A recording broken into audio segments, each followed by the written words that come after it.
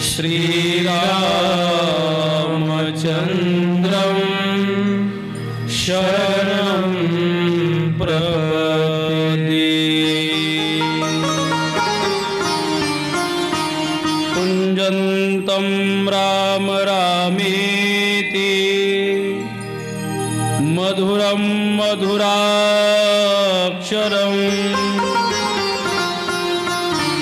आरुह्य कविता शाखा वन्दे वाल्मीकि कोकिलम्।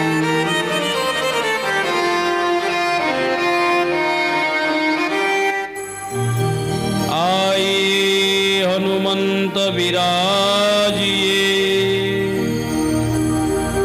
कथा करो मति अनुसार। प्रेम सहित गदी धरियो पधारिए पवन कुमार। जनक सुता जग जननी जानकी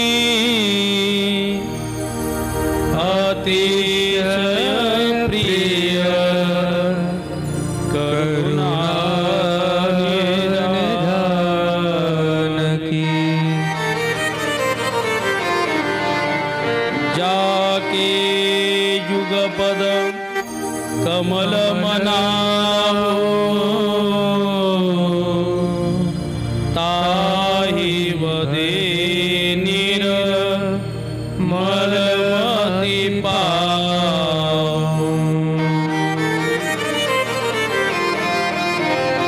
ब्रह्म मुरारी सुरार्चितलिंगम निर्मल भाषित शोभितलिंगम। जन्मज दुःख विनाशकलिंगम तत्प्रणमामि सदा शिवलिंगम।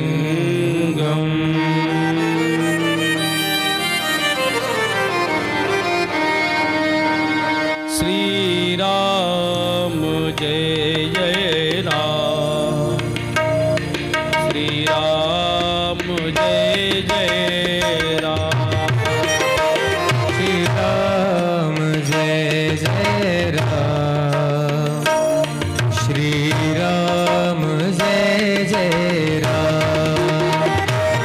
श्री राम जय जय राम। श्री राम जय जय राम। श्री राम जय जय राम। श्री राम जय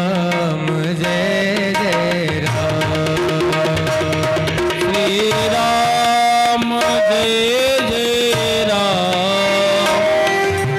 श्री राम जय जय राम।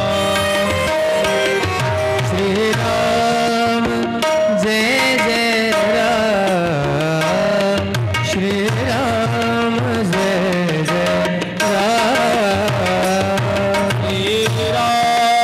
राम जय जय राम। श्री राम जय जय राम। श्री राम जय जय राम। श्री राम जय जय राम। श्री राम जय जय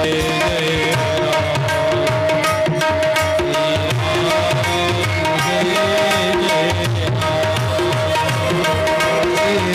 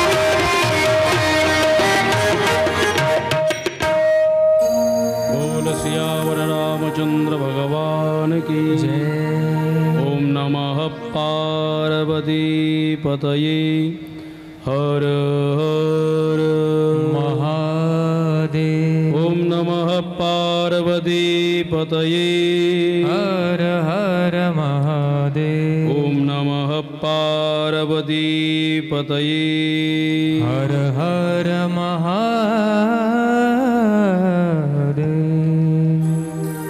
भगवान श्री अनुग्रह विग्रह पूज्य चरण संतजन भगवत चरण अनुरागी बंधु और श्रद्धामयी माताओं, संत शेखर कली पावन अवतार श्री सीताराम चरण अंबुज चंचलिक श्री गोस्वामी तुलसीदास जी महाराज, श्री संत ज्ञानेश्वर जी महाराज, श्री संत तुकाराम जी महाराज, सर्व संतांच्या चरणावरती साष्टांग प्रणिपात करून आपण आज सप्तम दिवसाची म्हणजे 7व्या दिवसाची कथा श्रवण करतोय। आलो आता आपण जवळ आलो, झाला आता 1:15 वाजत आला, 4 वाजेपर्यंत तर कथा ऐकायची, आता संपलं, आता आपलं ठिकाण आता जवळ आलेलं आहे। आणि खरं तर आपला प्रवास अतिशय आनंदामध्ये झालेला आहे आणि म्हणून प्रवास सुखाचा झाला की मनुष्य थकत नसतो बघा। गाडी वेळेवर नाही भेटली, बस स्टँडवरच थांबायचं काम पडलं, 2 तास भेटली तर भेटली, खिडकीजवळ जागा नाही भेटली, पर खिडकीजवळ जागा भेटली तर शेजारचा उलटी करणारा भेटला,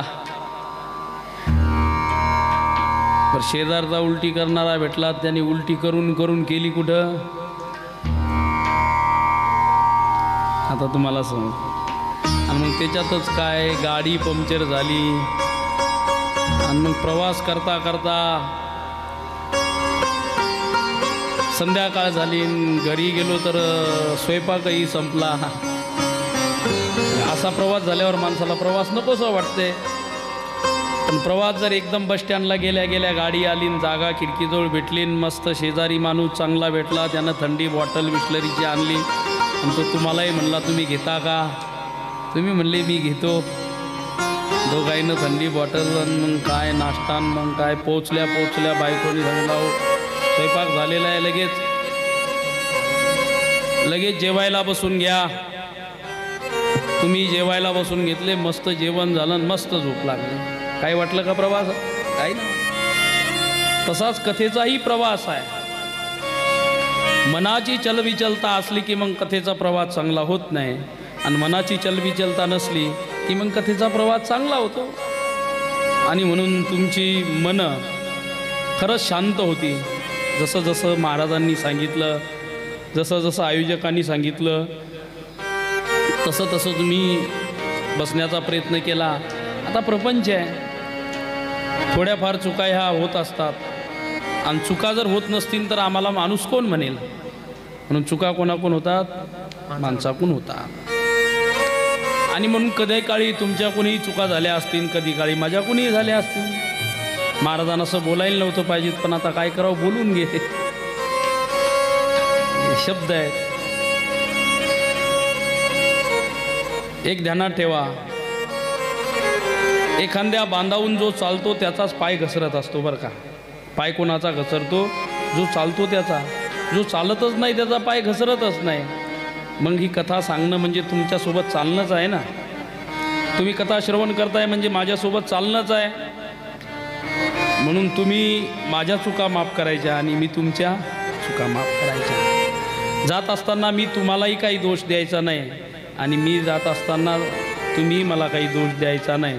म्हणजे ज्याचं त्याचं भांडं त्याच्याकडे स्वच्छ द्यायचं आहे, म्हणजे आपण काय टाकायचं ते मग आपण पुन्हा ठरवायचं आहे। खरंच आनंद वाटला। सुंदर आमच्या बाबांनी सुद्धा महाराज उपवास धरलेले आहेत 9 दिवसाचे बरं का। तुकोबराय म्हणतात बघा, कोण जाणे कोणा घडे उपासना।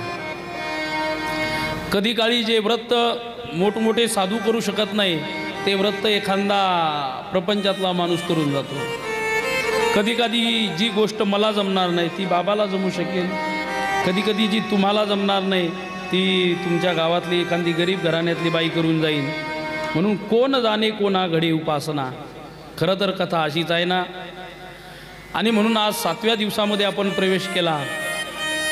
कळालं नाही आपल्याला. आज ज्यावेळेस सागरजीने मला सांगितलं महाराजजी चलो आज तो 7वा दिन आहे, आणि बोला 7, अरे वा बोले महाराज 7 दिन, 7 दिवस म्हणजे हे सप्तसमुद्र आहेत. आतापर्यंत आपण प्रत्येक समुद्रामध्ये स्नान केले आणि कथेचं अंग तसंच आहे बघा. पहिल्या दिवशी आपण सतसंगतीमध्ये स्नान केलं.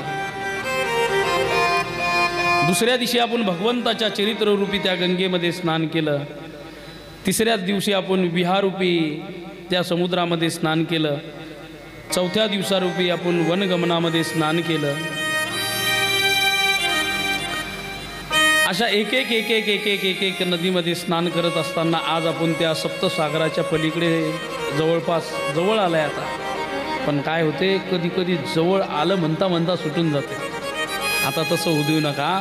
आजची कथा एकदम असं चित्त स्थिर करून आजची कथा कशी ऐकायची सांगू का. तुम्ही तर म्हणसाल महाराज हे तर तुम्ही आम्हाला पहिल्या दिवशी सांगायला पाहिजे होतं, पण मला तरी वाटलं तुम्हाला सांगण्याची गरज पडली नाही का, तुम्ही ऐकत होता. आजची कथा अशी ऐकावी. महाराज म्हणतात चुकलिया पुत्राची वार्ता तैशी ऐकावी कथा. काय झालंय,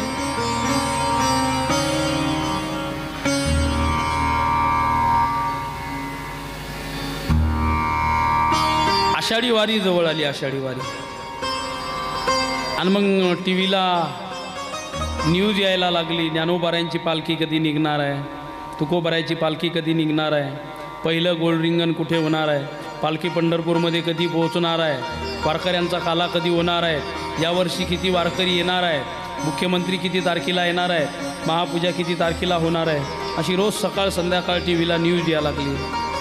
आणि मग ती घरातली जी सुनबाई होती ती न्यूज पाहून तिच्या मनातला एक भाव बदलला. आणि मग ती संध्याकाळी आत्याबाईला म्हणते, आत्या यावर्षी तुम्हाला जायचं का पंढरपूरला.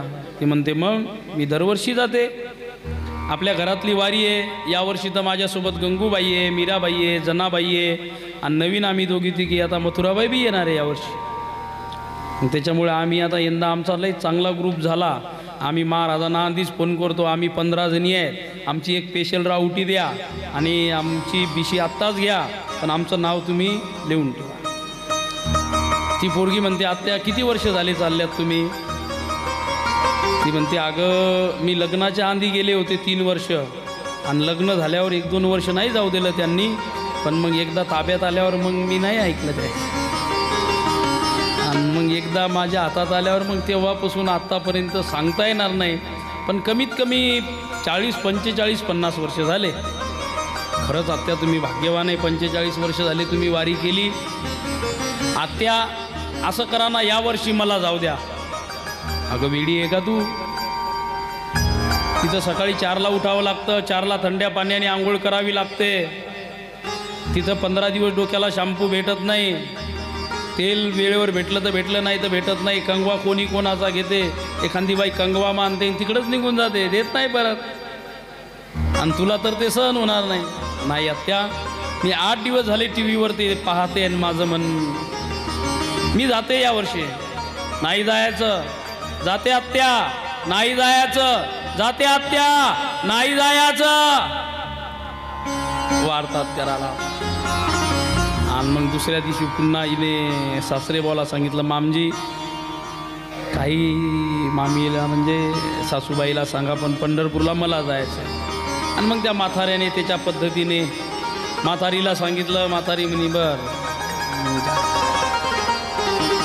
आणि मग जाते नाही हो नाही करता करता पंढरपूरला निघाली. बरं निघाली तर एकटी नाही, एक 5 वर्षाचा पोरगा होता तिचा, गोविंदा नावाचा. आता आई पंढरपूरला निघाल्यानंतर मुलगा थांबते का, नाही. तुम्ही बघा, आई मायराला जरी निघाली तर आई म्हणते तू येऊ नको, तुझी शाळा बुडल, मला काही घेणदेण नाही. तुझा मास्तर मारन, मला काही घेणदेण नाही. तुझा बाप मारन, मला काही घेणदेण नाही. मला तुझ्यासोबत यायचं. आई ज्या दिवशी निघणार आहे, जो गोविंदा 8-10 वाजता उठतो, आईला जायचं त्या दिवशी 5 वाजताच आंघोळ करते, स्वतः चूल पेटवते. आणि आईच्या बॅगमध्ये कपडे टाकणार आहे, त्या बॅगमध्ये आईच्या साडीच्या आंधी याचे कपडे असतात. अरे नको येऊ गोविंदा, नाही मला यायचं. नको येऊ गोविंदा, नाही मला यायचं. नको येऊ, मला यायचं. आणि मग घेतलं आईने सोबत. निघाली गोविंदाला घेऊन पंढरपूरला. आळंदीला गेली, प्रस्थान झालं. मग दिंडीसोबत 15 दिवस चालत. आणि काय तो आनंद महाराज. ज्ञानोबा तुकाराम, ज्ञानोबा तुकाराम, ज्ञानोबा तुकाराम, ज्ञानोबा तुकाराम, ज्ञानोबा तुकाराम, ज्ञानोबा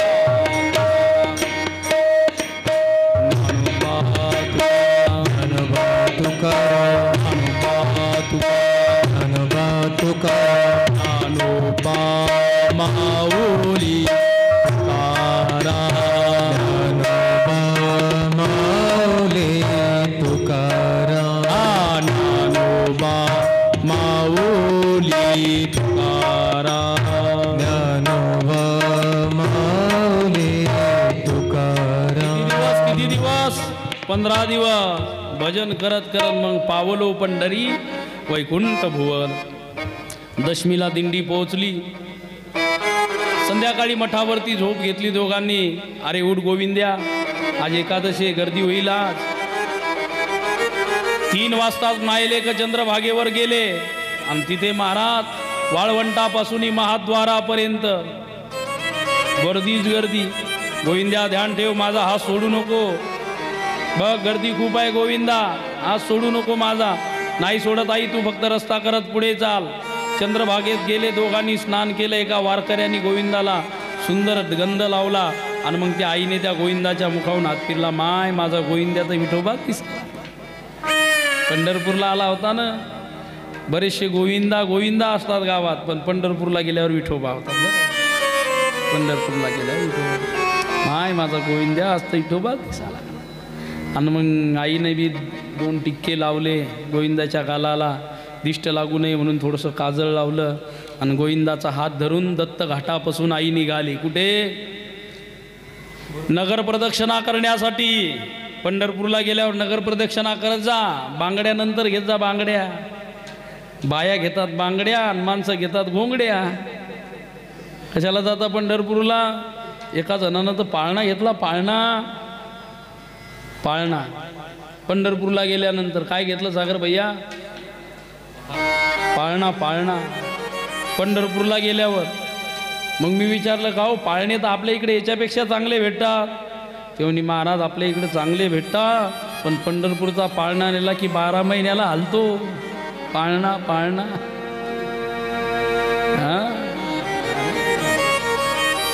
आणि मग प्रदक्षिणा करत दोघंही मायलेक निघाले. दत्त घाटापासून पुढे आले, काळा मारुतीपर्यंत. आता महाद्वाराच्या त्या गणपतीच्या मंदिराजवळ यायचंय, पण तेवढ्यात महाराज इकून एक दिंडी, इकून एक दिंडी, इकून एक दिंडी, मागून दिंडी आली, महाद्वाराकून एक दिंडी आली. आणि या गोंधळात कधी हातात असलेला गोविंदा आईचा निष्ठून गेला कळालंच नाही. दिंड्या जशा इकडे तिकडे गेल्या, आईने माग पाहिलं तर हात रिकामा. आणि मग आवाज दिला, गोविंदा. बापरे, माझं लेकरू माझ्या हातात होतं, कुठं गेलं? घरी गेली तर अपिशा पायाची म्हणेन, पांढऱ्या पायाची म्हणेन. तिकडे चंद्रभागेत जीव का दिला नाही, तिकडे इंद्रायणी जीव का दिला नाही, घरा कशाला आली? पांढरं तोंड घेऊन माझ्या कुळाचा कुलदीप हरवलाय. आणि मग तशीच गेली, चंद्रभागेत बसून रडू लागली. आता रडता रडता तेवढ्यात एक सद्ग्रस्त, काठाचं धोतर, हातामध्ये काठी फेटा बांधलेला, चंदन लावलेला, असं धोतर हातात धरून विठ्ठल विठ्ठल विठ्ठल विठ्ठल श्री विठ्ठल करत करत पुढं चालले होते. आणि मग त्यांनी ते रडण्याचा आवाज ऐकला. आणि मग विचारलं, मावशी का रडताय? आता रडणाऱ्या माणसाला विचारलं, तू अजून रडतो का? रडता म्हणलं की तिने हंबरडाच फोडला. काय सांगू बाबा, घरी गेल्यानंतर पांढर पायाची म्हणेन, अपिशा पायाची म्हणेन, तिकडेच का विष घेतलं नाही, तिकडेच का चंद्रभागेत जीव दिला नाही, तिकडेच का इंद्रायणी जीव दिला नाही, तिकडेच का एखाद्या ट्रक खाली गेली नाही? ग बाई झालं काय? काही नाही महाराज, माझा गोविंदा नावाचा मुलगा माझ्या सोबत होता, आळंदीपासून होता. आज सकाळी आम्ही चंद्रभागेचं स्नान केलं महाराज. दत्त घाटापासून आम्ही प्रदक्षिणा करत होतो महाराज. महाद्वाराच्या चौकामध्ये आलो महाराज, पण दिंड्याचा समूह आला, दिंड्या आल्या महाराज, आणि माझा गोविंदा माझ्या हातातला कधी गेला मला कळालंच नाही महाराज. आता हे साहेब ज्यावेळेस मंदिराकडे येत होता हा बाबा, त्यावेळेस त्याने एक पोलीस स्टेशनमधून वार्ता ऐकली होती. ती वार्ता काय होती माहीत आहे? ऐका हो ऐका, आमच्याकडे गोविंदा नावाचा 5 वर्षाचा पांढरा मणेला, खाकीची चड्डी, उजव्या हातात काळा धागा असलेला, काळा सावळ्या रंगाचा मुलगा आहे. ज्याचा असेल त्याने घेऊन जा हो. हे कोणी ऐकलं होतं? हे त्या आजोबांनी ऐकलं होतं. आणि मग ते आजोबा त्या मावशीला म्हणतात, मावशी तुमचा मुलगा 5 वर्षाचा आहे का? 5 वर्षाचा आहे का म्हटल्याबरोबर रडणं थांबलं. तुमच्या मुलाच्या हातात काळा धागा आहे का? आणि मग डोळे टवकारून पाहू लागले. तुमच्या मुलाच्या अंगात पांढरा मणिला आहे का? तुमच्या मुलाच्या अंगात खाकीची चड्डी आहे का? तुमचा मुलगा गोविंदा नावाचा आहे का? हे शब्द ऐकत असताना त्या आईचं पूर्ण शरीर कान झालेलं होतं, कान. आता फक्त आपल्या मुलाची वार्ता ऐकायला भेटते. महाराज म्हणतात तशी कथा ऐकावी, तशी इथं आल्यानंतर काही ध्यानात नाही आलं पाहिजे. सुनबाईन दूध तापवला असन का, मग मी जर नाही गेले तर मग कसं होईल? काही नाही, इथं आले की फक्त कथा एक कथा, कथा दोन्ही कथा. आणि जर अशी कथा ऐकली तर महाराज म्हणतात काय होते? कथा सुख करी, कथा दुःख हरी, कथा सुख करी, कथा दुःख हरी, कथा सुख करी, कथा दुःख हरी, कथा सुख करी, कथा दुःख हरी. कथायाची बरी श्रीरामाची कथाया, कथायाची बरी श्रीरामाची, विठोबाची कथायाची बरी, विठोबाची कथा सुख करी, कथा दुःख कथा सुख करी, कथा दुःख हरी, कथा दुःख हरी, कथा दुःख हरी. कथा सुख करी, कथा दुःख हरी, कथा याची बरी विठोबाची. अशी कथा ऐकली की मग तुमचं मन असं असलं, कान असे असले की मग मग मग काय विषय, आनंदच तो वेगळा आहे बघा. आणि म्हणून तर आपण 7 दिवस आता आपल्याला पूर्ण होत आहेत. 5 वाजले की आपले 7 दिवस पूर्ण होणार आहेत कथेचे. आणि आपण 6 दिवस कथा ऐकली. मग 6 दिवसामध्ये एक दुर्गुण सोडायचा असतो बघा. काम, क्रोध, लोभ, मद, मत्सर, अहंकार आणि ईर्ष्या. या 6 दिवसामध्ये हे 6 सोडायचे असतात. आणि मग 7व्या दिवशी भक्ती तुमच्या हाताकडे पाहत असते, मोक्ष तुमच्याकडे पाहत असतो. मला यायचं आहे. तुम्ही आता तुमचं दार उघडलेलं आहे, तुमच्या आता मनामध्ये काहीच राहिलं नाही, म्हणून आता मी तिथे थांबलं पाहिजे, म्हणून देवसुद्धा तिकडे येत असतो बघा. तुका म्हणे चित्त करारे निर्मळ आणि येऊनी गोपाळ राहे तेथे. एखाद्या भांड्यामध्ये जर एखादी वस्तू ठेवलेली असली तर दुसरी वस्तू तुम्हाला त्याच्यामध्ये ठेवता येत नाही. मग दुसरी वस्तू ठेवायची असेल तर आधी त्या भांड्यातली ती वस्तू काढली पाहिजे, तरच दुसरी ठेवता येत आहे. आम्ही काय केलं आहे आपल्या हृदयामध्ये? काम, क्रोध, मद, मत्सर, अहंकार आणि ईर्ष्या हे 6 विकार ठेवलेले आधी या चित्तामध्ये. हे 6 विकार ठेवलेले. 6 दिवसामध्ये हे 6 विकार काढून टाकायचे. एका दिवशी 6 विकार काढणं खूप कठीण आहे. चांगल्या चांगल्याला आयुष्य गेलं त्यांचं, नाही काढता आले. मग महाराज 7 दिवसात 6 दिवसात विकार जातील का? जातील ना. काढणारा जर हुशार असेल तर सहजरित्या जातात. आता वर्म कळालं पाहिजेत. वर्म जर कळालं, काम एवढा खतरनाक आहे, क्रोध एवढा खतरनाक आहे महाराज, तो असा माणसाला चावाच घेतो. चावा थोडे जर तुम्ही चुकले तर चावा घेतो. चांगल्या चांगल्याचं जीवन बर्बाद केलं. एडका मदन तो केवळ पंचा धडक मारली ना. अहो, या कामामुळे ब्रह्मदेव सुद्धा आपल्या पुत्रीच्या पाठीमागे लागले. काम किती कठीण आहे. तर अर्जुन भगवंताला विचारत आहेत, भगवंता अथकेन प्रयुक्तोयम पापम चरती पुरुषः अनिच्छम आपी वार्ष्णेय बलादीव नियोजिता. देवा हे ऐसे कैसे जे का ज्ञानियाची स्थिती भ्रंसे आणि मार्ग सांडून येणारीसे चालत देखो. अरे देवा, ज्यांना आम्ही साधू समजतो, ज्यांना महात्मा समजतो, त्यांच्याकडे क्रोध पाहायला भेटतो, त्यांच्याकडे काम पाहायला भेटतो, त्यांच्याकडेच लोभ पाहायला भेटतो. हे असं कसं देवा? आणि अशाने कसं जमायचं देवा? भगवान म्हणतात, अरे ते काहीच मोठे महात्मे नाही आहेत, त्यांच्यापेक्षा काम खूप बलवत्तर आहे. कामेश क्रोधेश रजोगुण समुद्भवा महाक्षणो महातापा. खूप कठीण आहे. आणि म्हणून बघा, तुका म्हणे त्यांचे कळले आम्हा वर्म, जे जे कर्म धर्म नाशिवंत. वर्म कळालं पाहिजे.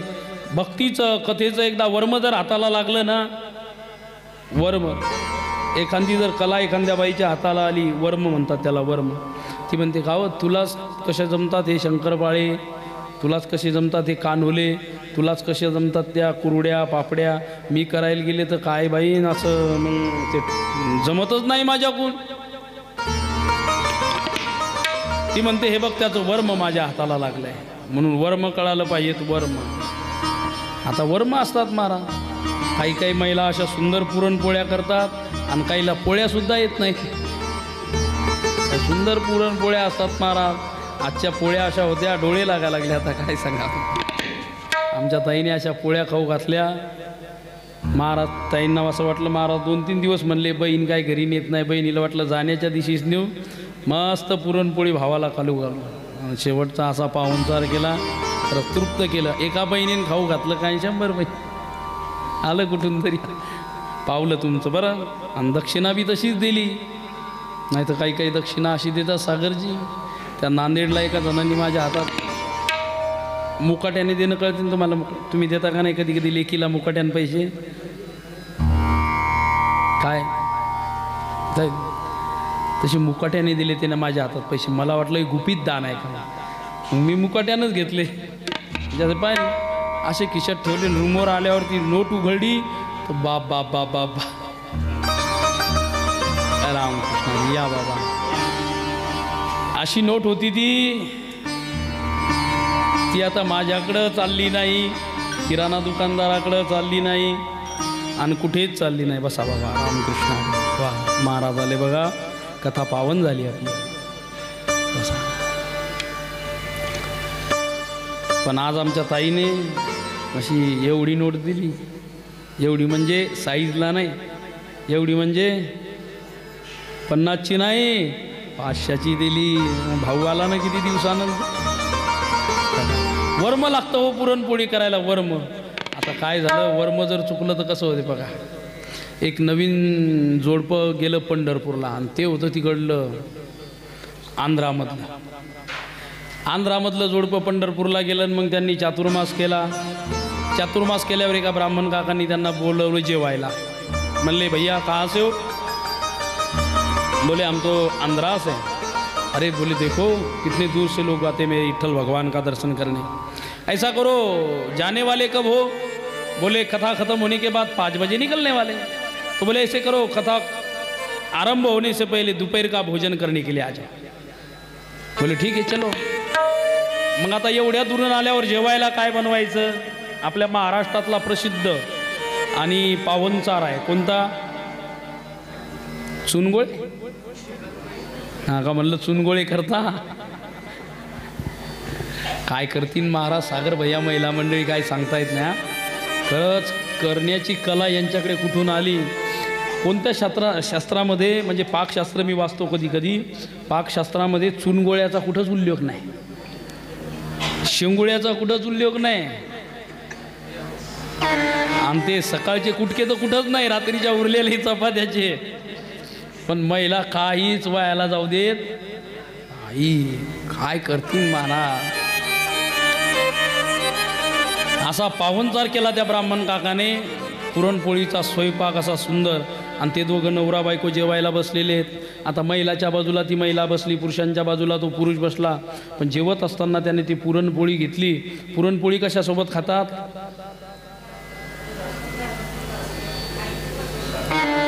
नक्की सांगा बरं, नक्की एकदा कशासोबत खातात? तुम्ही कशासोबत खाता हे नका सांगू, पाकशास्त्र वाचा.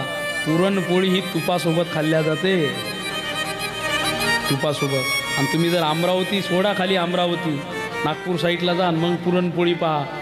एवढंच पुरण, ते उंडा असतो, कणिक असते, आणि एवढं पुरण असते.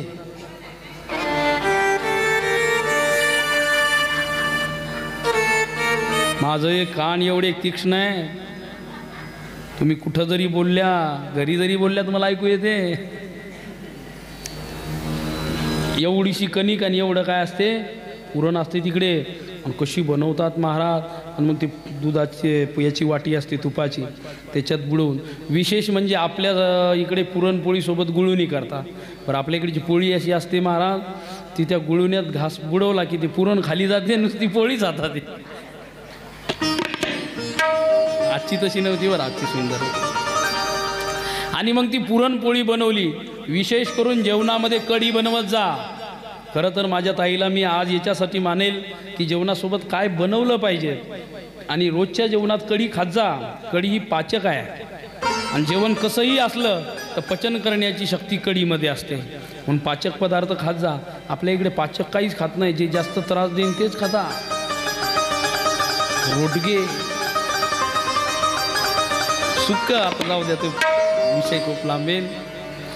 आणि मग सुंदर दोघांचं जेवण चालू होतं. याने पुरणपोळीचा घास मोडला आणि त्या तुपामध्ये टाकला आणि तोंडात टाकला, तसं पाणी झालं. आणि तो म्हणतो, वाह विठ्ठल भगवान, आज तो बहुत बढ़िया प्रसाद मिल गया. आज तो बढ़िया प्रसाद मिल गया. ऐसा प्रसाद तो हर जीवन में, हर दिन में मिले. आणि मग तो तुझ्या बायकोला म्हणते,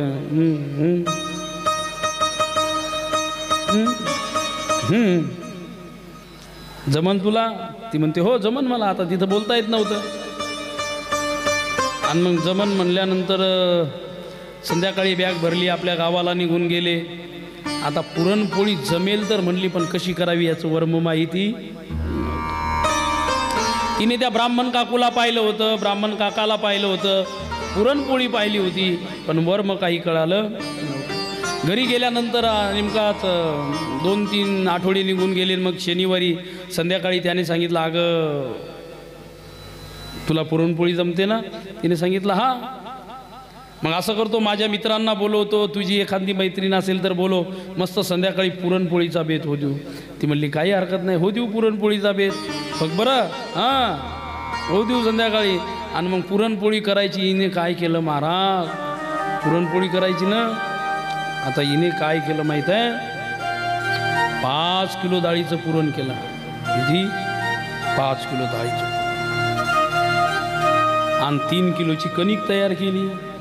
आता पुरणपोळी करत असताना एक वरम आहे, पुरणात कणिक घालायची असते का कणकीत पुरण घालायचं असते? हां, उंड्यात सरळ आपली भाषा. उंड्यात पुरण घालायचं का पुरणात उंडा घालायचा? उंड्यात पुरण घालायचं. पण हिला वर्म माहिती नव्हतं. हिने काय केलं, त्या पुरणात घातला उंडा, आणि मग अशी लाटू लागली. आता जोपर्यंत ते त्या कळपाटावर होतं तोपर्यंत ते स्थिर राहायचं. पण असं उचललं आणि तव्यावर टाकलं की ते असं फटकन उडायचं जिकडं तिकडं महाराज. 15-20 मिनटं झाले. मग याने सांगितलं, इटरा म्हणजे इकडे तिकडची भाषा आहे. हां, ती आली इंटिकी पोतींना इंटिके पोतींना म्हणजे जमलं का नाही? ते म्हणे पोतींना पोतींना पोतींना म्हणजे जमते जमते थांबा. आणि मग परत पुरणपोळी करायला बसली, पुरणपोळी जमत नाही. मग काय करावं आता? मग तिच्या लक्षात आलं ब्राह्मण काकूने पांढरी साडी घातली होती. कशी? पांढरी साडी घातली होती. पांढरी साडी. नवऱ्याला पुन्हा आवाज दिला इटरा. मग पांढरी साडी पाहिजे. ते म्हणे पांढरी साडी नाही, पण आपल्या इथं रात्री महाराज मुक्कामाल होते त्याचं धोतर एवरी वाळू घातलेलं. तिने त्या धोतराची साडी केली. पुन्हा पुरणपोळा करायला बसली, पण पुन्हा प्रक्रिया ती त्या पुरणामध्ये कणिक घालायची आणि तव्यावर टाकलं की फटकन ते उडून जायचं. काय करावं काहीच कळेना. पुन्हा डोळे लावून पाहिलं तर ब्राह्मण काकूनी चप्पी केलेली. काय केलं होतं? चप्पी केलेली होती. मग तिने सांगितलं इटरा. तो म्हणला आता काय? नाव्याला बोलवा. नाव्याचा आणि पुरणपोळीचा काय संबंध आहे? ती म्हणजे तुम्ही बोलवा. नाव्याला बोलवलं आणि मुंडन करून घेतलं आणि पुन्हा पुरणपोळ्या करायला बसली. पण प्रक्रिया ती. पुन्हा डोळे लावून पाहिलं तर ब्राह्मण काकूच्या हातात बांगड्या नव्हत्या. बांगड्या फोडल्या. महाराज माझं एकच मत आहे, कितीही प्रयास करा, काही करून बघा, पण वर्म जर चुकलं तर पुरणपोळी गोड होणार नाही. तसं तुमच्या जीवनातली जर भक्तीचं वर्म चुकलं तर परमार्थरूपी भक्तिरूपी पुरणपोळी तुम्हाला कधीच खायला मिळणार नाही. पण भक्तिरूपी पुरणपोळी खायला मिळावी हे जर वाटत असेल तर तुमच्या अंतःकरणामध्ये ज्या काम क्रोधाधिक विकाराने आश्रय घेतलेला आहे त्यांना बाहेर काढा. घातले बाहेरी काम क्रोध वैरी, बैसला अंतरी पांडुरंग. देवाला अंतरामध्ये बसवा.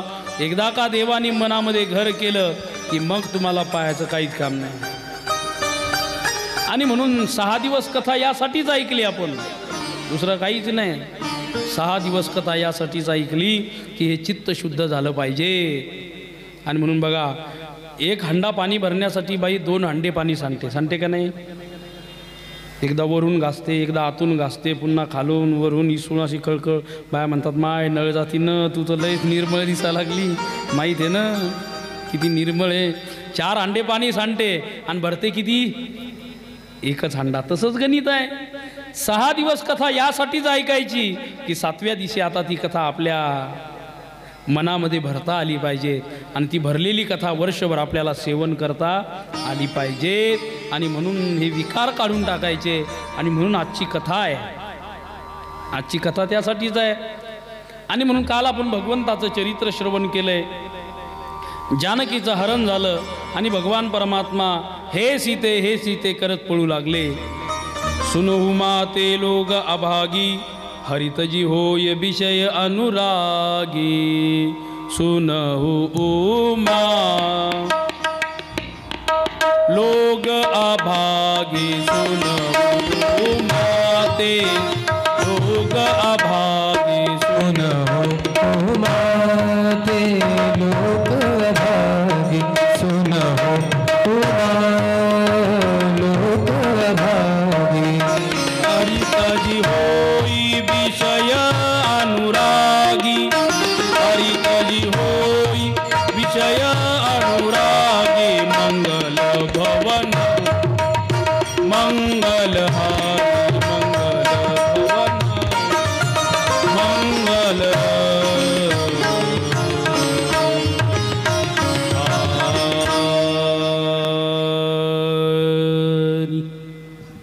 सुनहु उमाते लोग अभागी, हरितजी होई विषय अनुरागी. हे उमा, हे पार्वती, ते लोक अभागी आहेत जे हरीची भक्तीचा त्याग करून विषयाचं सेवन करतात. एखाद्या घरी जर तुम्हाला जेवायला बनवलं आणि बासुंदी बनवली आणि ताटात बासुंदी असताना एखादा म्हणत असन दूध आहे का, तर त्याच्यासारखं दुसरं मूर्ख नाही.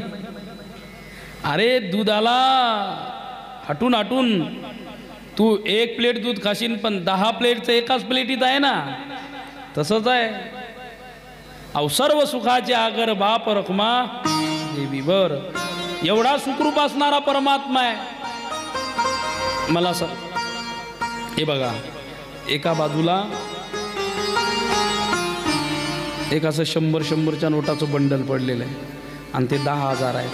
पण एका बाजूला त्याच वजनाचा, तेवढ्याच वजनाचा एक सोन्याचा तुकडा पडलेला आहे. एक सोन्याचा तुकडा आहे, त्याच वजनाचा सोन्याचा तुकडा आहे. आणि तुम्हाला सांगितलं दोन्हीचं वजन सारखं आहे, तुम्हाला याच्यातलं काय आवडते ते उचला. काय उचलसान तुम्ही? पैसे. मग पैसे. तुम्ही हुशार आहे, तसे व्यवहारात हुशार आहे तुम्ही. अरे जो हुशार आहे तो म्हणून अरे असे कितीतरी बंडल तयार होतील याच्यात, आणि म्हणून असं प्रपंचाचं सुख कितीतरी मिळेल जर तुम्ही देवाला जवळ केलं तर. आणि खरं देवाशिवाय या जगात सुखच नाही. आपुला तो एक, आपुला तो एक, आपुला तो एक देव करुणी घ्यावा. आपुला तो एक, आपुला तो एक, आपुला तो एक देव करुणी घ्यावा. आपुला तो एक, आपुला तो एक, आपुला तो एक देव करुणी घ्यावा. तेने विन जीवा सुख नोहे.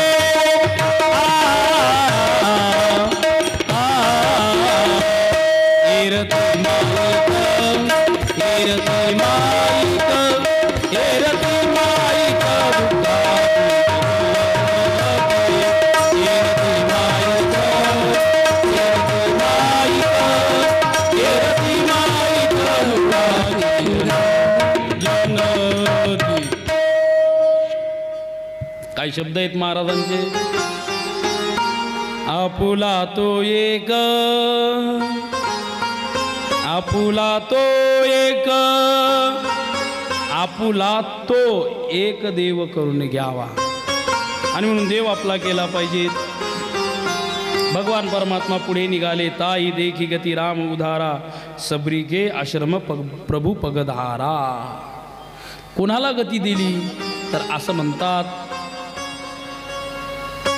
अगस्ती महाराजांचे शिष्य आहे ज्यांचं नाव आहे सुतीक्षण महाराज. सुतीक्षण महाराज कोण आहेत?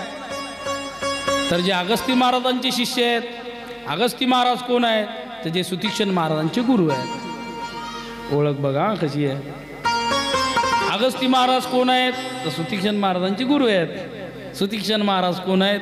तर अगस्ती महाराजांचे शिष्य आहेत. गुरु शिष्याची अशी ओळख झाली पाहिजे. पुत्रापित्याची अशी ओळख झाली पाहिजे. दोघांचंही कर्तृत्व असं असलं पाहिजे. पुत्र जर बाहेर निघाला तर कोणीतरी म्हटलं पाहिजे हा त्यांचा मुलगा आहे. बाप जर बाहेर निघाला तर कोणीतरी म्हणलं पाहिजे हे त्याचे वडील आहेत. अशी एक ओळख निर्माण झाली. आणि मग सुतीक्षण महाराज आश्रमावर असताना बघा एक दिवस अगस्ती महाराजांना काहीतरी काम निघालं आणि मग अगस्ती महाराज बाहेर निघाले आश्रमातून. अगस्ती महाराजांनी सांगितलं सुतीक्षण उद्या सकाळी 3:30ला उठायचं, देवाची पूजा करायची, देवाला नैवेद्य दाखवायचा, आरती करायची, दुपारी देवाला राजभोग दाखवायचा, संध्याकाळी दिवाला नैवेद्य दाखवायचा, तसं झोपायचं नाही. मग सकाळी 3ला उठले, सर्वच्या सर्व देव आंघोळीसाठी घेतले. पण सुतीक्षण महाराज म्हणले आता कंटाळले असतील हे देव, रोजच घरी आंघोळ, रोजच घरी आंघोळ, एका ताप्यात आंघोळ करू करू आज आपण पेनगंगेवरच नेऊ म्हणले यायला. आणि त्यावेळेला पेनगंगेला पाणी वाहत होतं पुलावून. असे देव घेतले महाराज समुद्राच्या काठावर आणि मग अख्खेच्या अख्खे देव समुद्रावर नेले. देवालाही मजा वाटली. म्हणले रोज रोज एका तांब्यात आणि आज किती तांबे अगणित आहे. देव खुश झाले, चंदन लावलं, आरती ओवाळली, कर्पूर गौरम करुणा अवतारम आणि प्रदक्षिणा घातली आणि दर्शन घेतलं. आणि नेमकेच खाली वाकणार तेवढ्यात अशी लाट आली, अख्खेच्या अख्खे देव नेले समुद्राने. बापरे, बघा भाव किती बघा. अख्खेच्या अख्खे देव समुद्रात गेले आणि देव समुद्रात गेल्यावर सुतीक्षण महाराज लागले रडायला. कशामुळे? देव हरवले म्हणून रडायला लागले. कोणीतरी विचारलं महाराज क्यों रो रहे हो? आपके पिताजी चले गए? बोले ना. बोले महाराज क्यों रो रहे हो? आपकी माँ चली गई? बोले ना. बोले क्यों रहे हो? भाई चले गए? बोले ना. बहन? बोले ना. बीबी? ना. तो रो रहे हो क्यों? बोले मेरे भगवान चले गए। काय भाव आहे बघा। आज बापासाठी रडणारा मुलगा दिसेल, बहिणीसाठी रडणारा भाऊ दिसेल, आईसाठी रडणारा मुलगा दिसेल, बायकोसाठी रडणारा पती दिसेल, पण देवासाठी रडणारा भक्त दिसत काय भाव। आणि मग महाराज, अरे जान दो भगवान तो और मिलेगे, रो रे हो क्यों। आता रडणं थांबत नाही, पण तेवढ्यात कुठल्या तरी एक पंक्तीचं आमंत्रण आलं, महाराज तुम्ही जेवायला या। शेवटी पोट आहे, मग जेवायला गेले। आता त्यांच्या त्या पूजेमध्ये एक शालिग्राम होता। शालिग्राम कळतो ना तुम्हाला? शालिग्राम कोणाकोणाच्या घरी आहे? हा, मग तुम्हाला कळाला शालिग्राम कसा। तो गंडकी नदीच्या पात्रामध्ये असतो बघा। शालिग्राम कधी सांगितला होता मी? कोणी शाप दिला भगवंताला? बृंदेने शाप दिला होता वा। आणि बृंदेने शाप दिल्यामुळे भगवान शालिग्राम होऊन पडले होते। तो हा शालिग्राम भगवान आहे। शालिग्राम भगवंताची जर नित्याने पूजा केली तर तो सिद्धीला पावणारा देव आहे। फक्त त्याचा नियम आहे, त्याची विधी आहे। ते आपले बाकीचे देव साधे भोळे। गावाला गेलं तर आपण मग पाहुणे राहा म्हणले तिकडंच राहतो, असं म्हणत नाही आमचे देव उपाशी राहतील घरी, तिकडंच राहतो। पण शालिग्रामचं तसं नाही। शालिग्राम भगवंताला सकाळी संध्याकाळी नैवेद्य दाखवा लागेल, म्हणजे दाखवाच लागेल। तुम्ही दिल्लीत राहा नाही तर गल्लीत राहा, नाही तर मग सोबत घेऊन फिरावं लागतो एका पेटीमध्ये। आणि मग तो शालिग्राम गेल्यामुळे बोले महाराज पंगत के लिए आ जाओ। आता पंक्तीला गेले, तिथं होते गुलाबजाम। इकडं हरवले शालिग्राम, पंक्तीत होते गुलाबजाम। बरेचसे लोक गुलाबजामला पाहून शालिग्राम विसरून गेले। गुलाबजाम पाहिले की बरेचसे देव काही काही उपवास विसरतात हो, उपवास। पंगत चांगली ना घेऊन सोडून संध्याकाळी काय मग चुन खाती। ती म्हणते होन माय, मग ती अवदसा तशी करते, मग मा उपासच सोडणं होत नाही घरी, मी इथंच सोडते मंदिरावर। आहे का नाही? असं सत्य परिस्थिती आहे महाराजी। मी बोलतोय खोटं आहे का? खरं बोलतो का नाही मी? खरं आहे। माणसं मी पंगत पाहून उपवास सोडतात, पंगत पाहून। सकाळची जर पंगत साधी असली तर मग आचार्याला विचारतात का रे संध्याकाळी काय? ते म्हणते संध्याकाळी मस्त वरण आहे, त्याच्यासोबत मस्त जिलेबी आहे। मग ती म्हणते माय जाऊ दे, मी संध्याकाळी सोडते आता उपवास, आता टाईमच किती आहे। पंगत पाहून उपवास सोडणारे आम्ही आहे। मग शालिग्राम पाहून, गुलाबजाम पाहून शालिग्रामला विसरणारे वेगळे आहेत, पण शालिग्राम गुलाबजाममध्ये सुद्धा शालिग्राम पाहणारे माझे सुतीक्षण महाराज आहे। तो गुलाबजाम वाढणारा आला, त्याने जसा पात्रावर तो गुलाबजाम टाकला, एवढा गुलाबजाम तो काळा स्वीट मार्टमधला असा गुलाबजाम पाहिला। आणि शालिग्राम सुतीक्षण महाराज म्हणतात, भगवान सीधे समुद्र से यहाँ कर बैठे हो। उचलला महाराजांनी, टाकला डब्यात आणि नेला आश्रमावर, देवाऱ्यात दिला ठेवून। आता देवाऱ्यात तो आता काय होता? गुलाबजाम नाही, शालिग्राम। फक्त रूप त्याला गुलाबजाम। भाव, भाव महत्वाचा आहे, भाव। यांच्या मनात तर शालिग्रामच होता। पण महाराज मग सकाळी सकाळी गुरुजी आले, रात्री केव्हा आले माहिती नाही, पण सकाळी सकाळी गुरुजी बसले पूजा करायला। आणि मग गुरुजीने ते सर्व बाकीचे देव घेतले, आता ते बाजारातून आणले होते। मला तर कधी कधी नवल वाटते महाराज, देव सस्ते भेटतात बाजारात, पण काही काही प्रतिमा महाग भेटतात। आमचे गुरुजी सांगायचे, एका दुकानदाराने काही प्रतिमा ठेवल्या होत्या विकण्यासाठी। त्याला विचारलं का रे ही नारदाची प्रतिमा केवढ्याची आहे? त्यानं सांगितलं 50 रुपयाची। त्याच्या साईडला गोविंदाची प्रतिमा होती, का रे ही गोविंदा केवढ्याचा आहे? तो म्हणला हा गोविंदा 500चा आहे। त्याच्या शेजारी लक्ष्मीची होती, ही लक्ष्मीची प्रतिमा केवढ्याला आहे?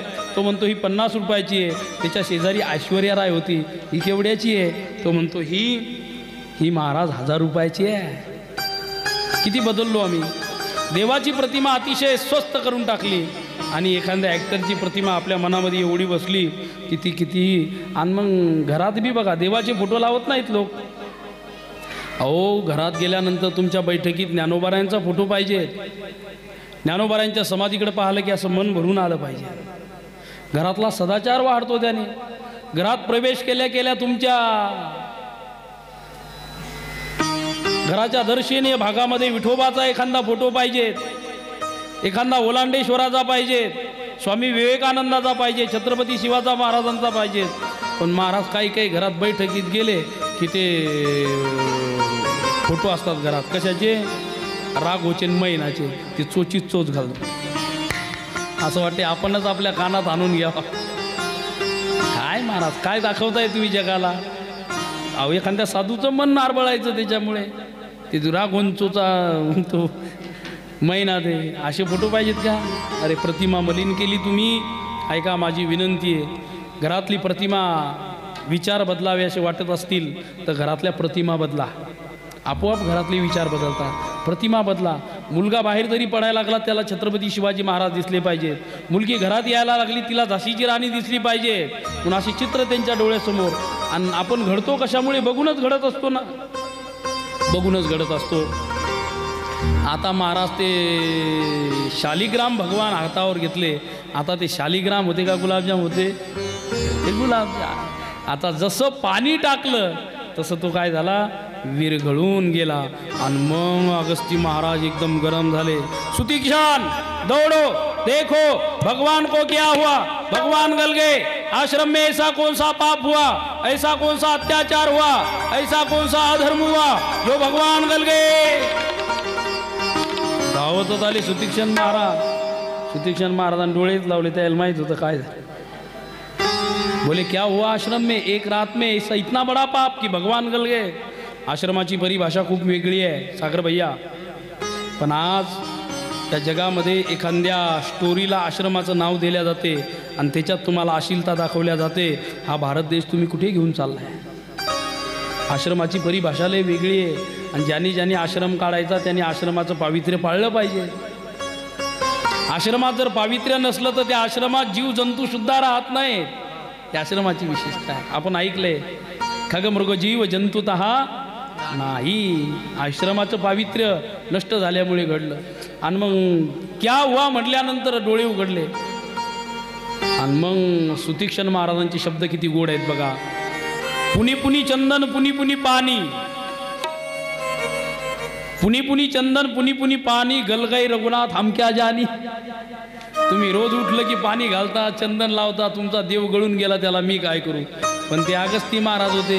डोळे लावून पाहिलं, कालची करामत लक्षात आली आणि सांगितलं जोपर्यंत देव आणत नाही तोपर्यंत आश्रमावर यायचं नाही.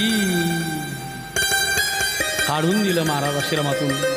आणि मग हे तेव्हापासून काय करायची माहित आहे? दुसरं काहीच नाही.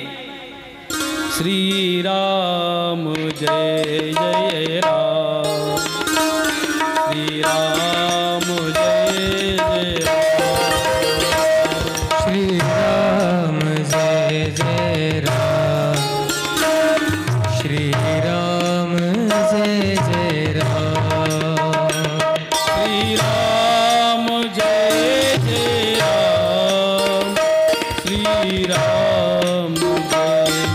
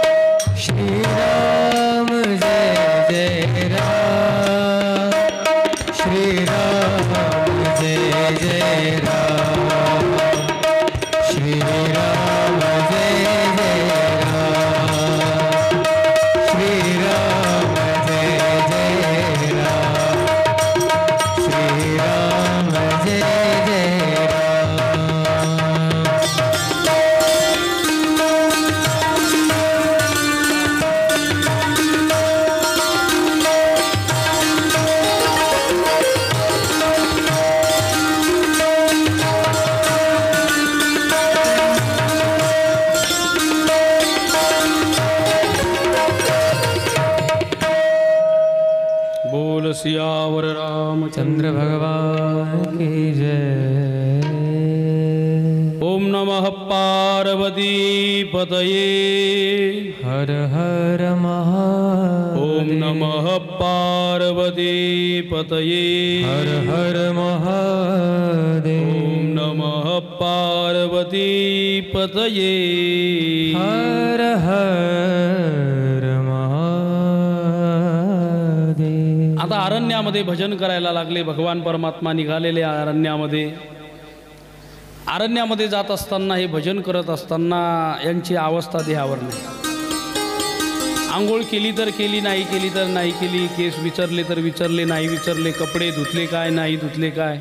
ऐका, ज्याला ब्रह्मानंदामध्ये एकदा आनंद मिळायला लागला की तो विषयाच्या आनंदाचं त्याला काही वाटत नाही. कपड्याचं सुख कोणाला आहे? ज्याला विषयाचं सुखाची गोडी लागलेली आहे. कपड्याचं सुख कोणाला आहे? ज्याला विषय सेवन करावंसे वाटतात. त्याला वाटते मी चांगला दिसलो पाहिजे. ज्याला या देहाबद्दल आसक्ती झालेली आहे, याला माहीत आहे हा देह कितीतरी सांभाळला तर एक दिवस नष्ट हो. त्याला काय कपड्याचं वाटणार आहे? म्हणून पिठाचं दूध तोच पितो ज्याला खऱ्या दुधाची चव नाही. पिठाचं दूध कोण पिते? ज्याला खऱ्या दुधाची चव नाही. म्हणून त्या उपमन्यूच्या जीवनामध्ये आपण पाहिलं आहे, आई रोज एक चमचाभर ज्वारीचं पीठ घ्यायची, गिलासात टाकायची, हलवून उपमन्यूला द्यायची आणि तो मस्त मिटक्या मारून प्यायचा. आणि शाळेतल्या मुलाला सांगायचा माझी आई रोज मला दूध देते. एक दिवस सहज योगायोगाने संयोगाने आश्रमावर एका चांगल्या श्रीमंत मुलाच्या इथं जाण्याचा योग आला. आणि मग त्याच्या इथे मस्त गाई होत्या, म्हशी होत्या. त्यांनी मस्त काजू बदामचं केसर टाकून एक ग्लासभर काचाच्या गिलासात दूध त्याला दिलं. त्याने पिलं. तो म्हणला हे काय? तो म्हणला अरे हे दूध आहे. हे असं कुठं दूध असते का? माझी आई देते तर वेगळं आहे.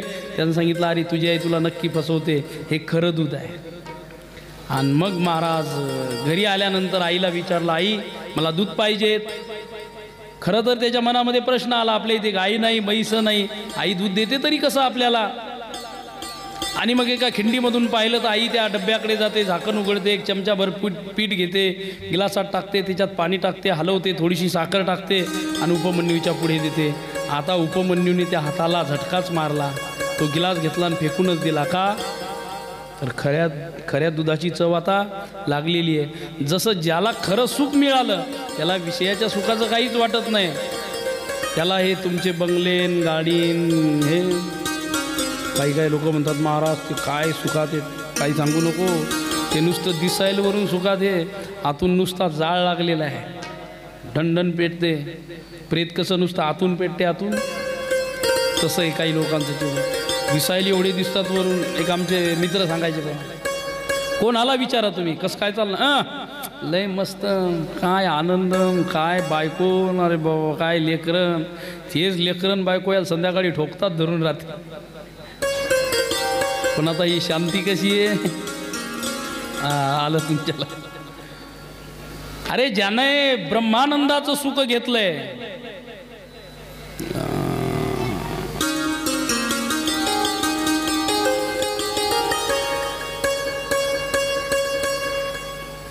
ब्रह्मरस घेई काढा तेने पिढा वारेल. ब्रह्मरसाचा काढा घेतला ना, काढा कळतो तुम्हाला, खोकला जायसाठी घेतो ना आपण, तर मग ब्रह्मरसाचा घ्या, खोकलाच नाही चकत जाते. माया, मोह, काम, क्रोध, लोभ, मद, मत्सर, अहंकार, ईर्ष्या, ही जलन आहे का नाही, ही जलन जाते.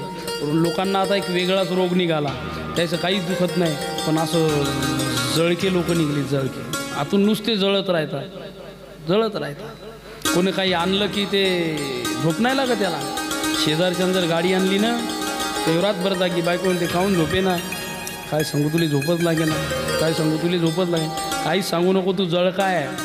एखाद्यानं जर गाडी आणली आणि तुम्हाला पेढा खायला बोलवलं तर मस्त आनंदात जात जा आणि त्याला म्हणत जा, वा काय गाडी आहे, अतिशय सुंदर गाडी आहे, हिला आवरेज चांगलं आहे, तू मॉडेलही चांगलं घेतलं, अरे ही मस्त गाडी आहे, भरपूर दिवस टिकणार आहे.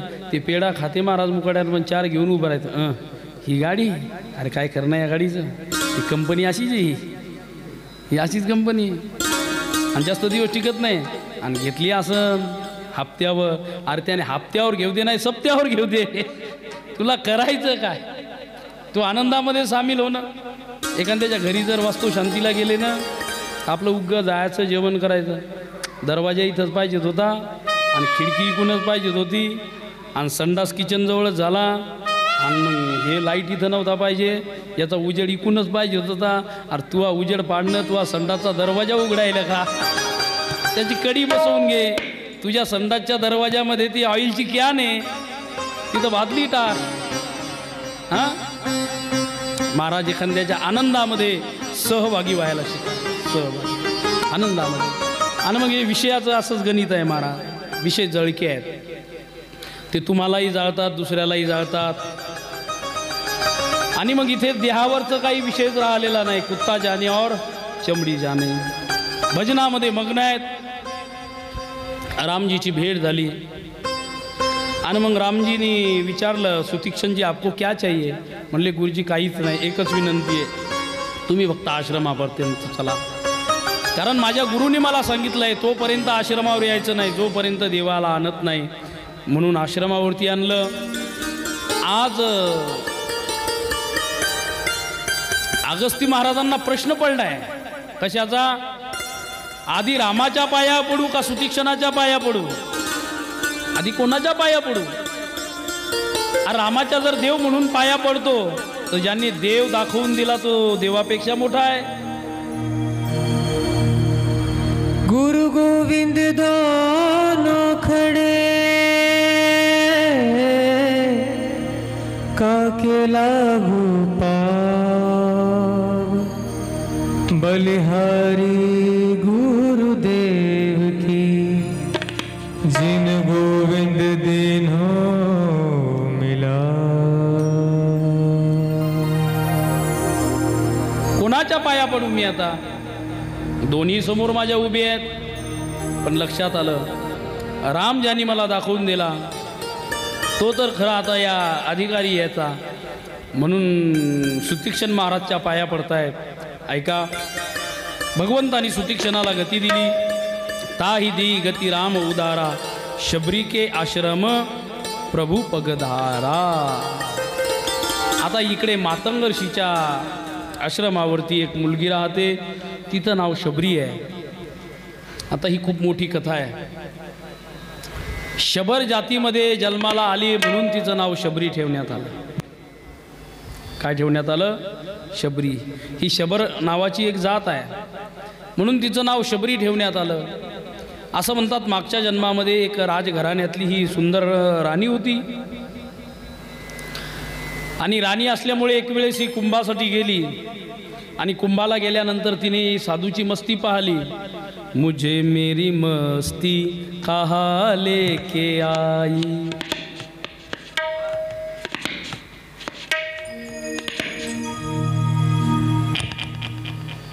मुझे मेरी मस्ती कहाँ लेके आए, मुझे मेरी मस्ती कहाँ लेके आए, मुझे मेरी मस्ती कहाँ लेके आए, मुझे मेरी मस्ती कहाँ लेके आए.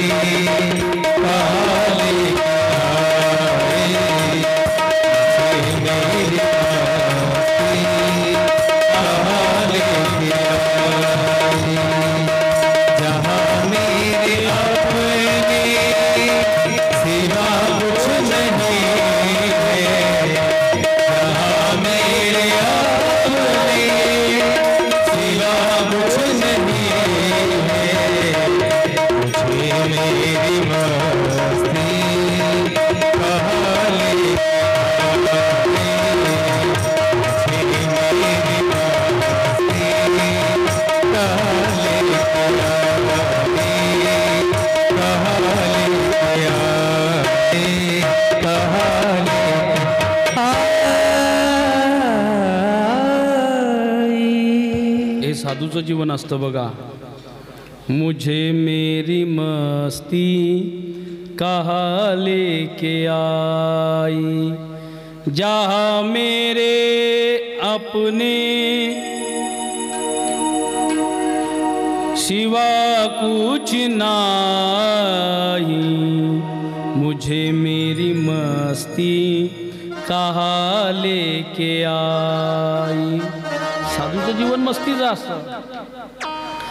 ते स्वतःच्या आनंदामध्ये जगत असतात आणि मग ते भजन चालू आहे, साधू नाचतायत, चिपळे हातामध्ये आहे, टाळ आहे, मृदंग आहे, काहीच वाटत नाही. त्या महाराणांनी आपल्या त्या पंडालमधून ते पाहिलं आणि ती महाराणी जाण्यासाठी निघाली. राजाने हात धरला, कुठे निघाली? तो साधू लोगों के साथ मैं भजन में नाचना चाहती हूँ, गाना चाहती हूँ. पागल है तू महाराणी आहे. समाज के कुछ बंधन आहे, समाजाच्या बंधनामुळे तुला जाता येणार. एक दिन एक बंधन आहे. आणि मग तिला पश्चाताप झाला. अशा बंधनामुळे जर मला भजन करता येत नसेल तर काय माझं जीवन आहे. आणि मग असं म्हणतात तिने आपला देह त्या प्रयागराजमध्ये ठेवला आणि विनंती केली की अशा जातीमध्ये मला जन्माला मिळावा की जिथे माझ्यावर काही बंधनं नसावी. आणि म्हणून ती शबर जातीमध्ये जन्माला आली. जन्माला आल्यानंतर आता अनेक अनेक अनेक अनेक कथा सांगितल्या जातात बरं का. एक सांगू तुम्हाला, साधूचं जीवन असं असतं महाराज, देहावरती एकदम ते नैराश्य असतं त्यांचं. देहाबद्दल काही त्यांना चिंता नसते. म्हणून बघा तुम्ही, बरेचसे साधू लोक केस वाढवतात, जटा बनवतात आणि काही काही चप्पी करूनच राहतात, त्याला काही नाही. आणि ज्याला केसाबद्दल प्रेम आहे किंवा आपलं तेल, चंबेली का, चंदन, साबुन और सेंट काही लावा पण परमानंट काही नाही आहे. जगत में कोई न परमानंत, जगत में कोई न परमानंत, जगत में कोई न परमानंत, जगत में कोई न परमानंत. तेल चमेली चंदन साबुन, तेल चमेली चंदन साबुन, चाहे लगा लो सेंट, जगत में कोई न परमानंत, जगत में परमानंत, जगत में कोई न परमानंत, जगत में कोई न परमानंत.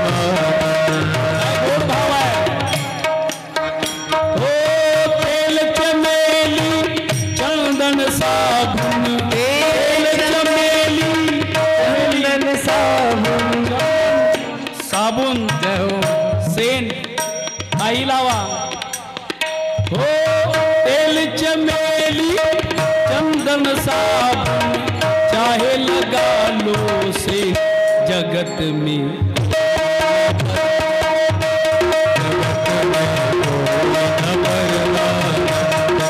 जगत में कोई न परमानंत.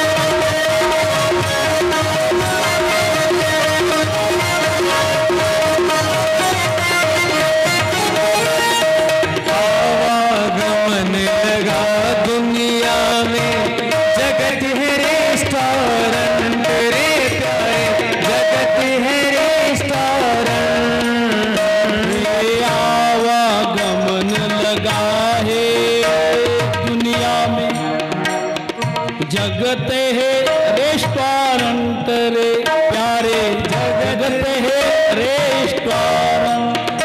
ओ अंत समय में उड़ जाएंगे, अंत समय में उड़ जाएंगे तेरे तंबू के जगत में